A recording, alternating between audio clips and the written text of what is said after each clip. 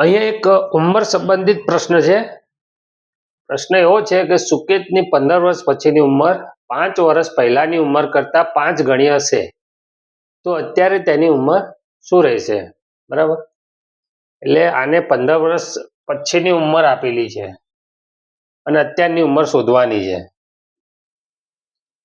બરાબર, જે શોધવાનું છે એને આપણે ધારી લઈએ કે સપોઝ કે x છે અત્યારની ઉંમર એની.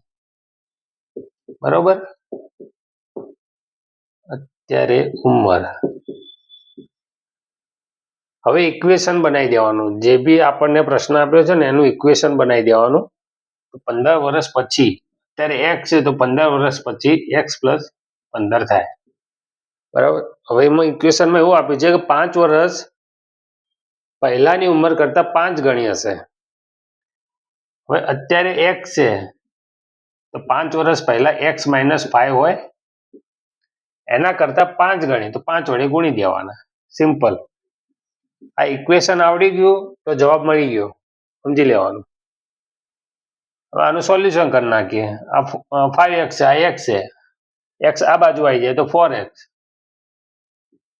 બરાબર, આ 15 છે, આ 25 છે, માઇનસમાં છે, માઇનસ પેલી બાજુ જાય તો પ્લસ થઈ જાય. બરાબર, તો કેટલો 25 ને 15 40 જવાબ આવે. બરાબર, હવે 4x તો x ની કિંમત શોધી લો, x બરાબર 10. આ તમારો જવાબ.